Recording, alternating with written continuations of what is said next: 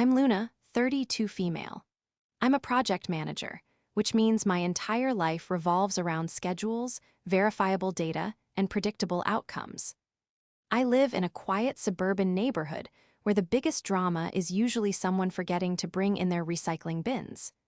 That predictability was my sanctuary until my best friend of over a decade decided to burn my entire world down with a single, calculated lie. This is the story of how she tried to ruin my life with a fraudulent restraining order, and how the most boring, mundane piece of technology on my front porch became the unblinking witness that saved me. Before this story unfolds, I'd love to connect with you. Please let me know in the comments where you're watching from and what time it is in your corner of the world. It's amazing to see how far these stories can travel. Friendships, like projects, have a beginning. Mine with Chloe began in a crowded lecture hall during our freshman year of college. I was drowning in statistics homework, and she was the effortlessly cool girl who sat down next to me, took one look at my frantic scribbling, and said, "You're overthinking it. Let me show you a shortcut." For the next 12 years, that was Chloe. She was my shortcut to confidence, my guide to navigating life's messy variables, and the one person I thought was a fixed point in my universe. We weren't just friends, we were an institution. Our mutual friend, Sam, an architect with a mind as precise as her blueprints, often joked that the three of us were a tripod. Remove one leg and the whole thing collapses. Chloe was the creative, spontaneous one. As a marketing coordinator, her life was about crafting narratives and building hype, a skill that bled into her personal life. She could turn a mundane Tuesday night into an unforgettable adventure. I was the planner, the steady hand. I organized our trips, managed our shared budgets for weekend getaways, and was the one they both called when they needed a logical, step-by-step plan to get out of a crisis. Sam was our anchor, the one who listened to both our perspectives and offered quiet, unshakable wisdom. Our bond was forged in the trenches of young adulthood. I was there with ice cream and a shoulder to cry on when her first serious boyfriend cheated on her. She was the one who coached me through interview prep for the job that launched my career, staying on the phone with me until midnight, making me repeat my strengths and weaknesses until they sounded natural. When my father passed away, Chloe and Sam didn't just come to the funeral, they moved into my apartment for a week. They didn't say much. They just cooked, cleaned, and sat with me in silence, a quiet, unwavering presence that told me I wasn't alone. We called each other sisters by choice, a phrase that felt more real and binding than any legal document. Chloe's ambition was a force of nature. She wanted to climb the marketing ladder, and she was brilliant at it. She had a unique talent for seeing what people wanted and packaging it perfectly. I admired her drive immensely. While I found comfort in Gantt charts and progress reports, she thrived in the chaotic, fast-paced world of branding and campaigns. We celebrated each other's successes with genuine joy. When I was promoted to lead a major project for my firm, she threw a surprise party, complete with a banner that read, "Future CEO Luna." When she landed a huge account at her agency, I bought her the designer bag she'd been coveting for months. There was no jealousy, no competition, or so I thought. We were a team, pushing each other to be better, stronger, and more successful. Our lives were deeply intertwined. We had keys to each other's apartments. We spent holidays together when we couldn't travel to see family. Her mail would accidentally get delivered to my place, and mine to hers, and it was never an inconvenience. It was just another part of our shared existence. I remember one evening, about a year before everything fell apart, we were sitting on my porch, watching the sunset. I had just installed a new smart doorbell, a gadget I bought more for package deliveries than for actual security. I was explaining its features to her: motion detection, cloud storage, two-way audio. She laughed and said, "Only you would get excited about a doorbell, Luna. What's next, a spreadsheet to track your grocery consumption?" I laughed with her. "Hey, data is beautiful," I replied. We sat there for another hour, talking about our dreams. She wanted to one day open her own marketing firm. I wanted to eventually move into a director-level position at my company. Our futures seemed to run on parallel tracks, destined to move forward together. Looking back, the signs of a fracture were so subtle they were practically invisible.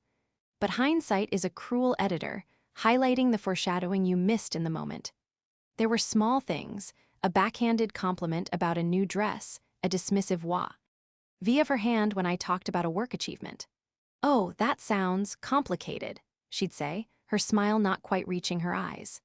At the time, I brushed it off as stress from her demanding job. It never occurred to me that the person who once cheered the loudest for my success might be starting to resent it. Our foundation, which I believed was built on solid bedrock of mutual respect and love, was quietly being eroded by something I couldn't see: the slow, creeping poison of envy. But in that moment, sitting on the porch, the future felt as bright and secure as our friendship. I trusted her with my secrets, my fears, and my home. I trusted her completely. And that, I would soon learn, was the biggest project management failure of my life. The beginning of the end wasn't a dramatic explosion. It was a slow leak, a gradual cooling that I initially mistook for the natural ebb and flow of a long-term friendship. It started about 6 months after my big promotion. I was heading a critical infrastructure project for the city. It was demanding, high-profile, and incredibly rewarding.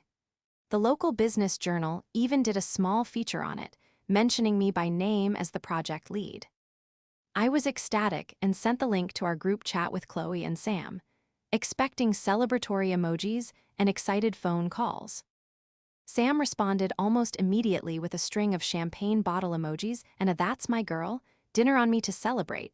Chloe's response came hours later. It was a single, lukewarm "congrats."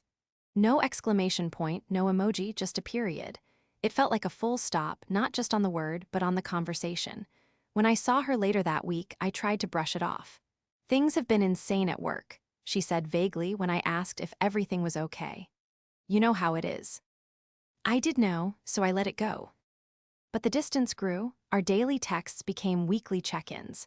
Invitations to hang out were met with flimsy excuses. "I have a work thing. I'm just so tired. Maybe next week." Then I started hearing about get-togethers I wasn't invited to. Sam mentioned a brunch Chloe had organized with some of our mutual friends. When Sam asked where I was, Chloe had apparently said, "Oh, Luna's just too busy with her important new job for us little people." Sam told me this with a concerned look on her face. She said she was joking, but it didn't sound like it. I decided I had to address it head-on. That wasn't just my professional training, it was how we had always operated. Open communication. I called Chloe and asked if we could talk. We met at our favorite coffee shop, the one where we'd spent countless hours studying in college. The air between us was thick with unspoken words.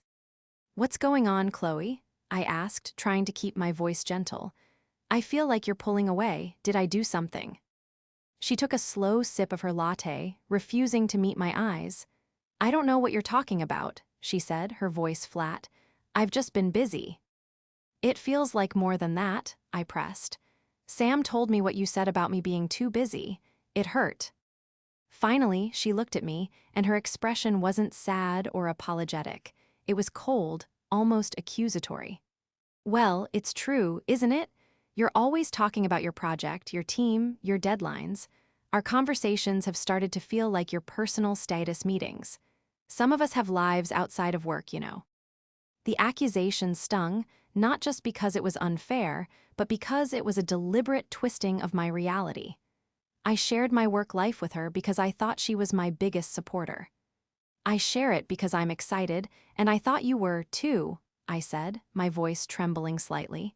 "Just like I've always been for you." "Maybe I'm just tired of hearing about it," she snapped. "Not everything is about you, Luna." The conversation devolved from there. She twisted my words, deflected my concerns, and painted me as a self-absorbed workaholic who had abandoned her friends. It was classic gaslighting, but in that moment, I was too hurt to see it clearly. I left the coffee shop feeling confused and heartbroken, with a knot in my stomach. The friend I had known for 12 years was gone, replaced by a bitter, resentful stranger. After that, the poison started to spread more actively. She began planting small seeds of doubt among our friends. I'd hear whispers from others. "Chloe mentioned you seemed really stressed and angry lately." Chloe said you two had a fight because you blew her off for a work dinner. They were small, believable lies, each one painting me as unstable and unreliable, while positioning her as the concerned, long-suffering friend. The final, definitive break came a month later. It was Sam's birthday, and we had planned a weekend trip to a cabin, something the three of us had been looking forward to for months. The day before we were supposed to leave, Chloe sent a text to the group chat. "So sorry, but sumped. Hing come up with my family. I can't make it." Sam and I were disappointed but understanding. Family came first. But that evening, I was scrolling through social media and saw a photo of Chloe, tagged by another acquaintance. She was at a trendy new bar downtown, smiling broadly, holding a cocktail. There was no family emergency. She had simply lied to get out of spending the weekend with me. The betrayal was so blatant, so disrespectful, that something inside me snapped. I was done trying. I was done being hurt. I took a screenshot of the photo and sent it to her with a single message. "I'm done. Don't contact me again." She didn't reply. Instead, she blocked my number. It was a silent, bitter end to a 12-year sisterhood. I felt an odd mix of grief and relief. The anxiety of walking on eggshells around her was gone, but so was a huge piece of my life. I confided in Sam, who had seen Chloe's behavior firsthand and was equally appalled. She supported my decision, and our own friendship grew stronger in the void Chloe had left. For a few months, there was silence. I started to heal, focusing on my work, my real friends, and the quiet peace of my predictable life. I thought the drama was over. I had no idea it was just the prelude to her final, most venomous act. The silence lasted for nearly 3 months. It was an unnervingly peaceful period where I began to recalibrate my life without Chloe in it. The constant low-level anxiety she had induced was gone, replaced by a quiet stability. I poured my energy into my project, which was hitting all its key milestones. I strengthened my friendships with Sam and others who had stood by me, realizing the value of relationships built on genuine support, not on history alone. The grief of losing Chloe was still there, a dull ache in the background, but for the first time in a long time, I felt like I could breathe. I was moving on. Then came the envelope. It arrived on a Tuesday afternoon, delivered not by the regular mail carrier, but by a uniformed sheriff's deputy. My heart seized in my chest the moment I saw him walking up my driveway. My mind raced through a dozen panicked possibilities. Was it about a family member? An accident? He had a neutral, professional expression as he asked, "Are you Luna?" I nodded, my throat suddenly dry. He handed me a thick manila envelope and a clipboard. "I'm serving you with a temporary restraining order. You'll need to sign here to acknowledge receipt." The words didn't compute. A restraining order? From who? There must be a mistake.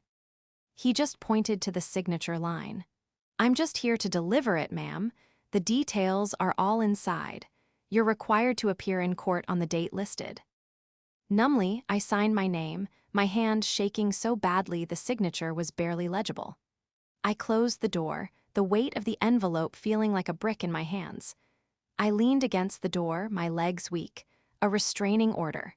It was a term I associated with dangerous criminals, with violent exes from true crime documentaries.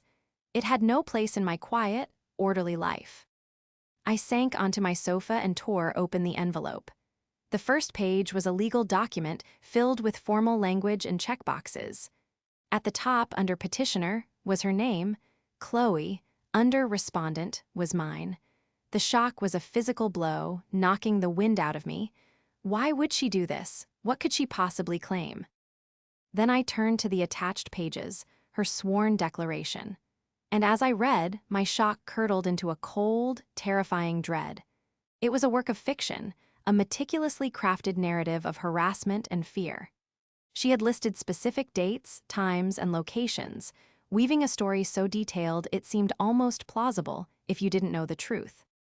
According to her statement, I had become unhinged and obsessed after our friendship ended. She claimed that on the morning of July 1st, at 8 a.m., I had come to her house, banged on her door for 10 minutes straight, and shouted threats until a neighbor came outside. She alleged that on the evening of June 22nd, I had repeatedly circled her block in my car for over an hour, a menacing presence in the dark. She included a list of a half-dozen other dates, each with its own fabricated event. Threatening text messages sent from a blocked number she was sure was me, my car being parked outside her office building, me following her into a grocery store and staring at her from the end of an aisle. I read the document 3 times, and with each reading, the horror intensified. These weren't vague accusations. They were specific, dated lies, sworn to under penalty of perjury. She had taken ordinary, random days from the past 2 months and inserted me into them as a villain. The legal document stated that I was now prohibited from coming within 100 yards of her, her home, and her place of work. I was not to contact her in any way. A hearing was scheduled in 10 days, where a judge would decide whether to make the order permanent for up to 5 years. My first thought was my job. I worked for a large, reputable engineering firm. A restraining order, even a temporary one, could have devastating consequences for my career and the security clearance I needed for certain city projects. My second thought was my reputation. Chloe and I shared a wide circle of friends and acquaintances. A story like this, legitimized by a court document, would spread like wildfire. She wasn't just ending our friendship. She was trying to systematically dismantle my life. I immediately called Sam, my voice breaking as I tried to explain what had happened. She was silent for a long moment, not from doubt, but from sheer, unadulterated rage on my behalf. "That's insane, Luna," she finally said. "On June 22nd, you were at my apartment for a movie night. You didn't leave until after 11. I can testify to that." Her support was a small pinprick of light in a suffocating darkness, but I knew it wouldn't be enough. It would become a messy, she said, situation, or in our case, she said. It was her sworn statement against my word and my friend, S, and Chloe, with her marketing background, was an expert at selling a story. She had packaged her lies in the most official, terrifying wrapper imaginable. That night, I didn't sleep. I sat in my living room, the legal papers spread out on my coffee table, feeling more powerless than I ever had in my life. Every creak of the house made me jump. I felt like a criminal in my own home. My carefully managed world, with its clear timelines and predictable outcomes, had been shattered. I was facing a battle I had no idea how to fight, against an enemy who had once been my closest ally. The envelope on my table wasn't just a notice of a court date. It was the official notice of a betrayal so profound it threatened to swallow me whole. The only thing I knew for sure was that I couldn't face this alone. The next morning, I started looking for a lawyer. Finding a lawyer felt like a desperate search for an anchor in a hurricane. I spent the entire morning calling law firms, my voice tight with anxiety as I gave a brief, humiliating summary of my situation. Most were either too busy or dismissive. Finally, one receptionist listened patiently and said, "You should speak with Alina Vance. She specializes in these kinds of civil harassment cases. She's very good, and she doesn't mess around." Alina Vance's office was in a modest but professional building downtown. She was an older woman, probably in her mid-50s, with sharp, intelligent eyes and a calm, commanding presence that immediately put me at ease. She didn't offer false reassurances or platitudes. She simply gestured to the chair opposite her desk and said, "Tell me everything. Start from the beginning." For the next hour, I poured out the whole story: the 12-year friendship, the slow souring, the final fight, and the terrifying delivery of the restraining order. I handed her the documents, and she read Chloe's declaration with an unreadable expression, her pen making small, precise notes in the margins. When she was done, she looked up at me, her gaze direct and serious. "I'm not going to lie to you, Luna," she began, her voice even. "These situations are difficult. The court's primary goal in a temporary order is to err on the side of caution. They grant them based on one person's sworn statement to prevent potential harm. It's a system designed to protect victims, but it's also a system that can be maliciously abused, as it appears to be here." She explained the legal landscape. The upcoming hearing wasn't a full-blown trial. It was a shorter, more focused event where the judge would hear from both sides and decide if there was enough evidence of harassment to warrant a permanent order. It often comes down to credibility, Aliner said. A judge has to decide who they believe more. Right now, we have your word against her sworn statement. We need more than that. We need evidence. That's when we started the painstaking work of deconstructing Chloe's fiction. Aliner had me pull up my digital calendar, my text messages, my credit card statements, and my work emails for the past 3 months. We took Chloe's list of accusations, one by one, and held them up to the light of my actual life. The first date on the list was June 15th. Chloe claimed I had sent her a barrage of threatening texts from a number she didn't recognize. I scrolled through my call logs and messages. Nothing. Aliner noted it down. Untraceable, so it's her word against yours. Next.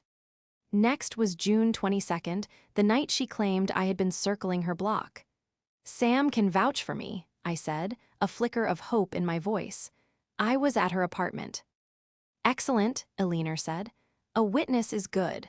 We'll get a sworn affidavit from her. But a judge might see her as a biased party since she's your friend. We need something more objective if we can fie. And it. We kept going. For a date when Chloe claimed I was parked outside her office, my work calendar showed I was in a 4-hour, all-hands-on-deck meeting with my project team. We had minutes and an attendance list to prove it. For another accusation, where she said I followed her in a grocery store at 7 p.m., my credit card statement showed I was paying for dinner at a restaurant 20 miles away at 7:15 p.m. Slowly, a counter-narrative began to form, built on digital breadcrumbs and verifiable data. For every lie she had told, I had a piece of evidence that placed me somewhere else. It was a relief, but also incredibly frustrating. My alibis felt solid to me, but as Aliner pointed out, they were circumstantial. A credit card receipt proved where I paid for something, but not where I was for the entire evening. A work calendar proved I was scheduled for a meeting, but not that I was physically in the room every single second. Chloe's story is emotional and accusatory, Aliner explained. Judges hear stories like hers every day. Our response has to be clinical, logical, and irrefutable. We need to present a timeline so solid that it makes her version of events look not just unlikely, but completely impossible. The most damning accusation, and the one that clearly worried Aliner the most, was the incident on July 1st. Chloe's claim that I was at her house at 8 a.m., banging on her door and screaming, was the most aggressive act she had invented. It was the emotional centerpiece of her entire case. This is the one we have to definitively disprove, Aliner said, tapping her pen on the page. What were you doing that morning, Luna? Think carefully. I closed my eyes, trying to pull the memory into focus. July 1st. It was a Friday. I had worked from home that morning. I was home, I said finally. I remember because I was waiting for an important package to be delivered for work, a prototype. I didn't leave my house at all until after lunch. Can you prove it? Aliner asked, her gaze intense. I racked my brain.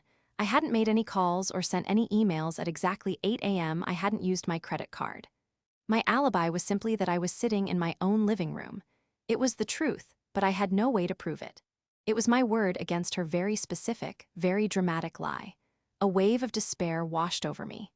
After all this work, were we going to be defeated by the one lie I couldn't disprove with a receipt or a calendar entry? Aliner saw the look on my face. Don't worry, she said, though her expression was grim. We'll keep digging. The truth is on our side. We just need to find a way to make the court see it as clearly as we do. I left her office feeling a strange mix of hope and fear. We had a defense, a good one, but it felt like a patchwork quilt of circumstantial evidence. We were fighting a ghost story, and I was terrified that the judge would end up believing in ghosts. We needed something concrete. We needed a silver bullet. We just had no idea where to find it. The next few days were a blur of anxious preparation. I gathered all the evidence we had discussed, printing credit card statements, getting a signed letter from my boss confirming my meeting schedule, and collecting the sworn affidavit from Sam. It was a solid pile of paperwork, a testament to my innocence, yet it felt flimsy against the sheer audacity of Chloe's lies. The court date loomed, a black hole on my calendar threatening to pull me in. My nights were sleepless, spent replaying conversations with Chloe, searching for a reason, a motive, for this insane act of destruction. I found nothing but a gaping void where our friendship used to be. I was at home one evening, just 2 days before the hearing, going over Chloe's declaration for what felt like the 100th time. My eyes kept snagging on that one accusation. On July 1st, at 8 a.m., Luna banged on my front door for 10 minutes, shouting threats before I left for work. It was the most vivid and damaging lie. It was the one I couldn't concretely disprove. I was at home, I knew I was, but how do you prove a negative? How do you prove you weren't somewhere? Frustrated, I leaned back on my couch and stared at the ceiling. I tried to reconstruct that morning in my head. I woke up around 7, made coffee, sat on the couch with my laptop. I was waiting for that package, a prototype for the project. It was a special courier delivery that required a signature. I remember being slightly annoyed that the delivery window was so large, from 8 a.m. to noon. I didn't want to be chained to the house, but the package was critical. I remember hearing the garbage truck come by. I remember seeing my neighbor walk his dog. And then, the delivery truck. The driver came up to the porch, rang the bell. And then it hit me. It was an electric jolt, a surge of adrenaline that shot me upright. He rang the bell, my doorbell, the smart doorbell I had installed 6 months ago. The one Chloe had teased me about.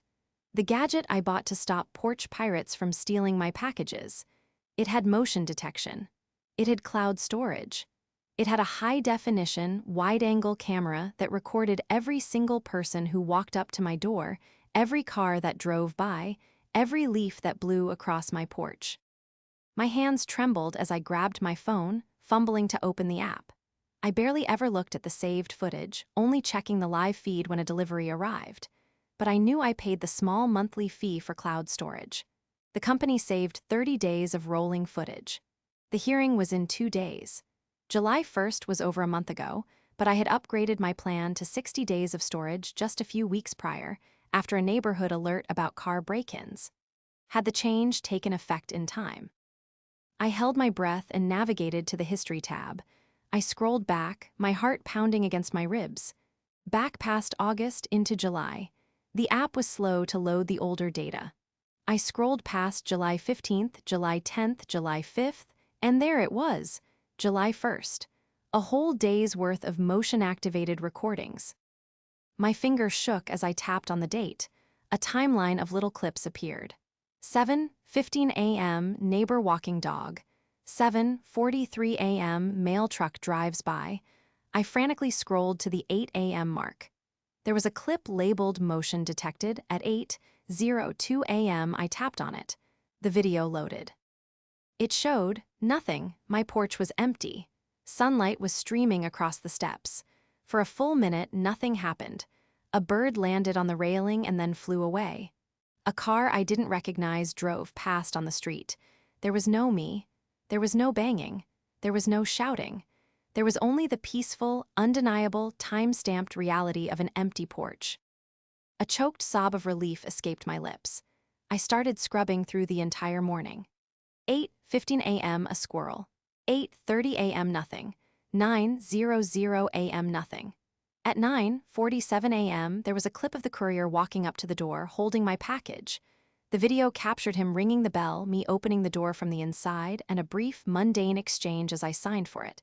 I was wearing pajamas. My hair was a mess. I looked calm, tired, and completely at home. This was it. This was the silver bullet. This was the irrefutable, objective proof Alina had been talking about. My mind started racing. If the camera proved I was home on July 1st, what about the other dates? I pulled up Chloe's affidavit again. June 22nd evening, repeatedly circled her block in my car. I went to that date in my Doorbell app, and there it was. A clip at 8:56 p.m. showing a food delivery driver at my door. The video clearly showed me opening the door to take the food. I was home. I was not in my car, menacing her neighborhood. I checked another date. Chloe claimed I had left a disturbing note on her car in her driveway in the middle of the night on June 28th. My camera footage from that entire night showed my own car, parked safely in my driveway, completely unmoved. While it didn't prove I was in my bed, it made the idea of me sneaking out to drive across town highly improbable. I felt like I was breathing for the first time in weeks. This wasn't just a defense anymore. This was a demolition. Chloe hadn't just lied, she had created a fantasy, and I was holding the one thing that could shatter it completely. With shaking hands, I dialed Alina's number. It was late, but I didn't care. She picked up on the second ring. "Alina," I said, my voice cracking with a mix of tears and triumphant laughter. "I have it, I have everything." Chloe claimed I was at her house screaming on July 1st, but I wasn't, and I have proof. I explained everything: the doorbell, the cloud storage, the time-stamped videos. She was silent on the other end of the line, and for a terrifying second, I thought she'd find a flaw in it. But when she finally spoke, her voice was different.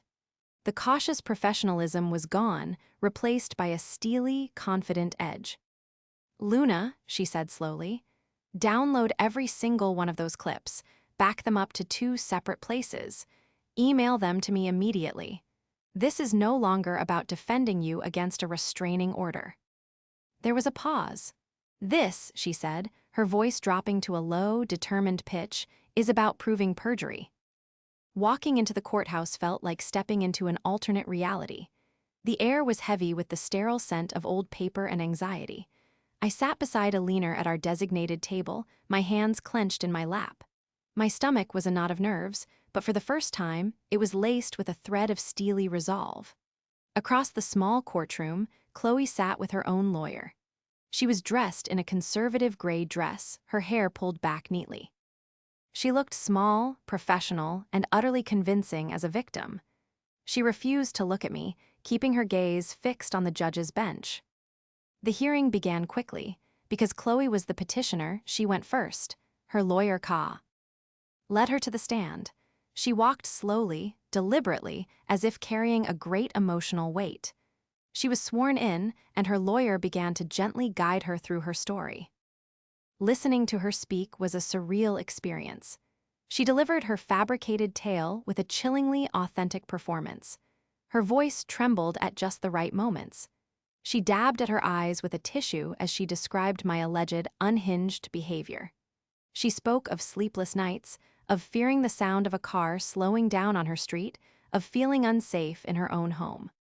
She was a master storyteller, using her marketing skills to sell the most damaging product of her life: a false narrative of my villainy. When she recounted the events of July 1st, the courtroom was silent. "He was banging on my door," she said, her voice cracking. "Just over and over. I could hear him shouting my name, saying I would regret turning my back on him. I was terrified. I was hiding in my bedroom, on the phone with a friend, too scared to even look out the window." The judge, a stern-looking woman in her 60s, was listening intently, her expression sympathetic. My heart hammered against my ribs. Chloe was good. She was very, very good. I risked a glance at Alina, who sat perfectly still, her face a mask of calm concentration. Finally, her lawyer finished. "No further questions, Your Honor." "Ms. Vance," the judge said, turning to us, "your witness." Alina rose gracefully and approached the stand. She was the picture of professionalism. "Good morning," she said, her voice calm and clear. "I just have a few questions to clarify the timeline of these alleged events. You've testified to a number of incidents, all under oath. You understand that you have sworn to tell the truth, correct?" "Yes, of course," Chloe said, looking slightly annoyed by the question. "Excellent," Alina replied. "Let's start with the incident you just described, the one on July 1st.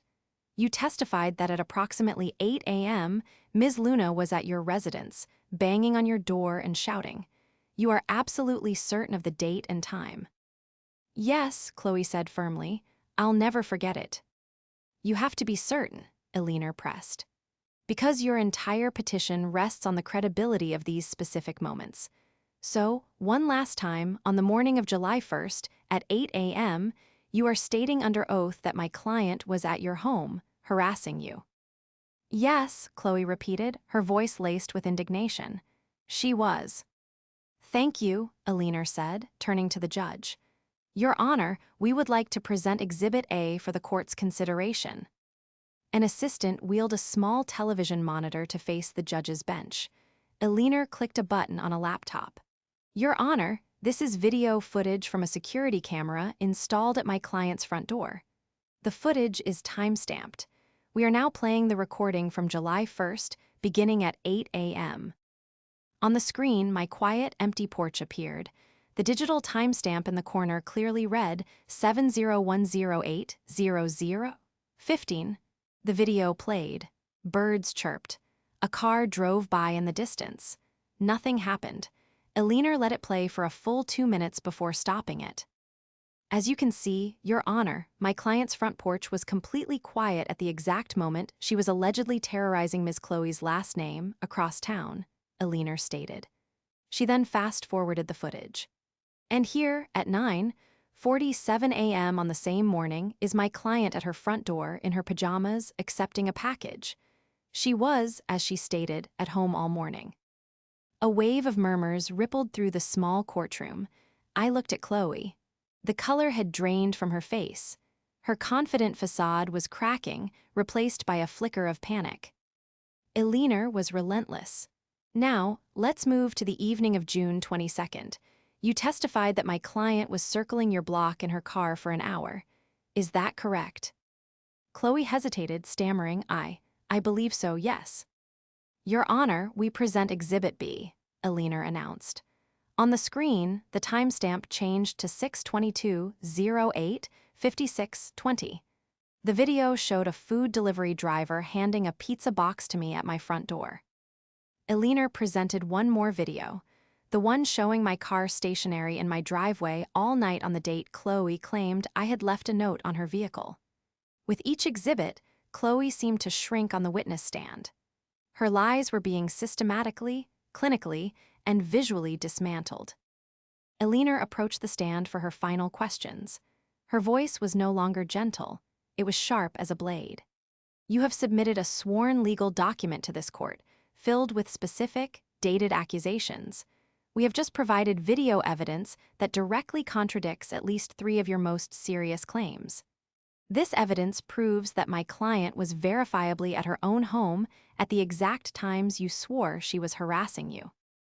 So I will ask you again, did you in fact lie in your sworn declaration? Did you commit perjury when you submitted this petition? Chloe stared at her, her eyes wide with terror. She opened her mouth, but no words came out. She looked at her lawyer, who was staring down at his legal pad, refusing to meet her gaze.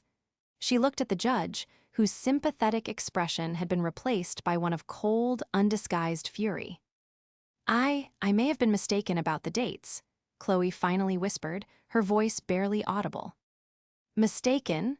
Aliner's voice boomed in the quiet room. Or did you fabricate this entire story to harass and intimidate my client? Did you abuse a legal process designed to protect actual victims to carry out a personal vendetta? Chloe broke.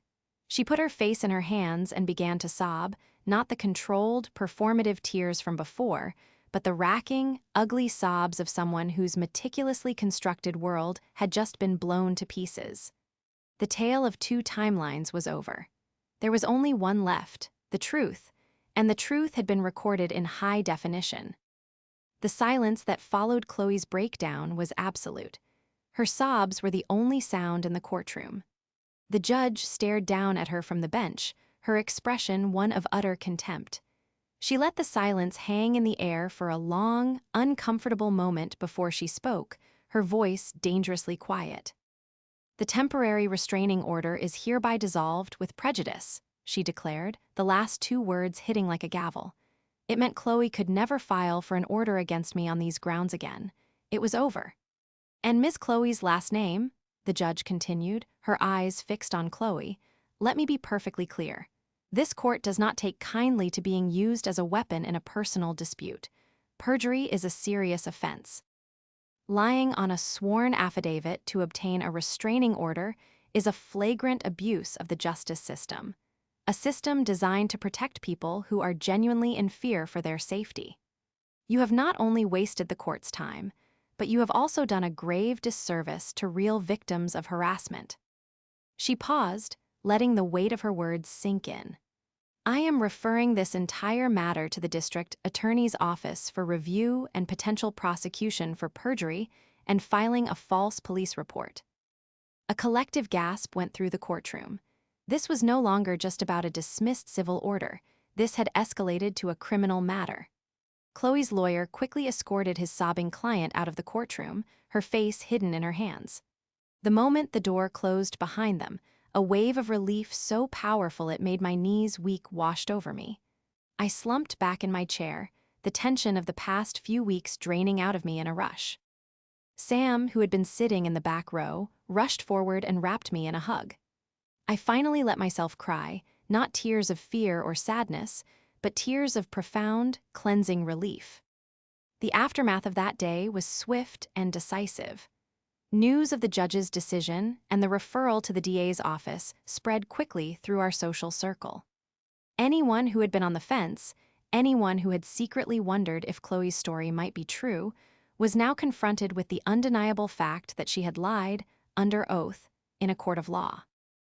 My phone, which had been mostly silent except for calls from Sam and my family, began to buzz with messages of apology and support from friends who had been swayed by Chloe's campaign of whispers.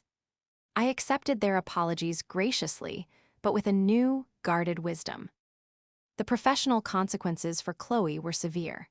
Her employer, a high-end marketing agency that prided itself on its image and integrity, caught wind of the perjury investigation.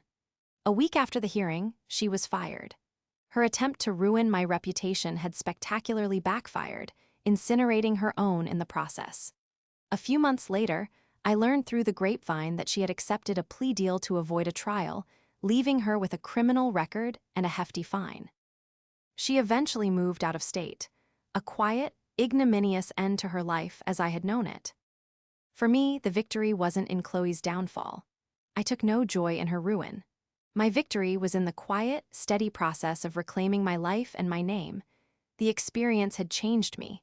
I was still a planner, a lover of data and predictable outcomes, but I had learned that life's biggest variables are often human. The betrayal left a scar, a permanent reminder of how quickly a foundation of trust can be demolished, but it also taught me about my own resilience. I invested in a full security system for my house, not out of fear, but out of a commitment to protecting my peace. My friendship with Sam became one of the central pillars of my life, a bond fortified by the fire we had walked through together.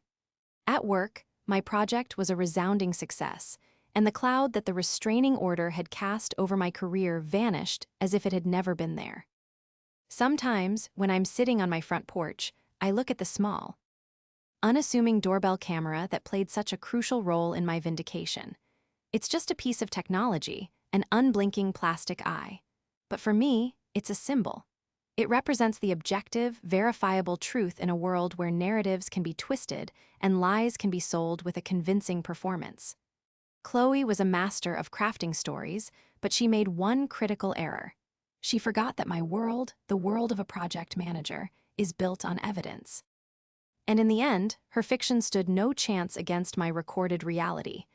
I had won, not by fighting fire with fire, but by simply pressing play.